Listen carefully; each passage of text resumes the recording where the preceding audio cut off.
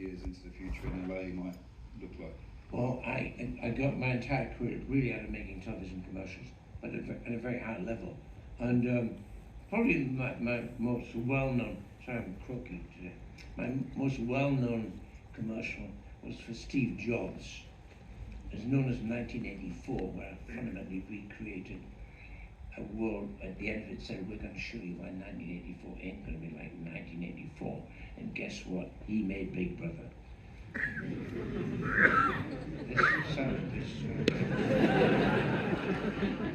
And I think I make it. When I get arrested, I don't give a shit. and I think, so was that, does that answer the question? I was thinking more about your approach to the cinematography and how it was always dark, always raining, and a lot of smoke. Well, I did a lot of sunny stuff as well. But I flew to, I was all over the world as a commercial maker. I probably made 2,000 commercials personally. And in those days, I could do 100 commercials a year.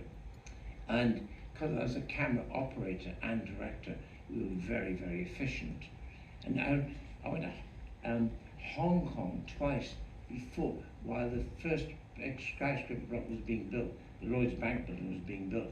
In the harbour were 2,000 junks. Those who don't know what a junk is, but a sail that looks like a kite. Anyone knows what a junk is? The harbour's filled with junks, and they just discovered polystyrene. I'm not going to insult the nation, but everything went into the fucking harbour. So there's a crust of polystyrene. If you fell into, best to stay there, because you're going to die anyway, right? So, and I found Hong Kong incredible. It was nearly, I felt medieval.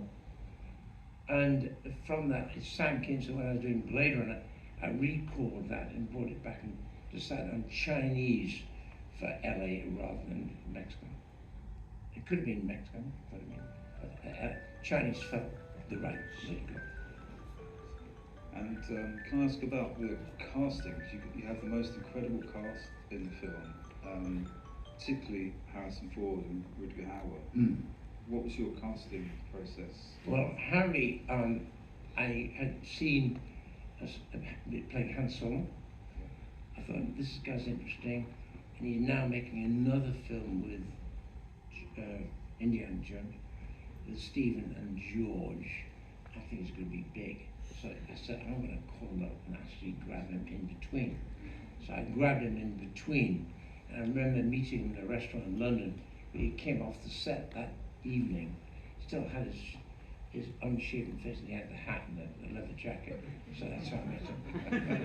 And then he denies that, but it's dead true. Then I saw Soldier of Orange, and I saw Rutger Hauer. And the director, Soldier of Orange, a very good Dutch director. And I called him up. I tend to do that, just call him and say, hey, Ridley Scott, I'm making a film.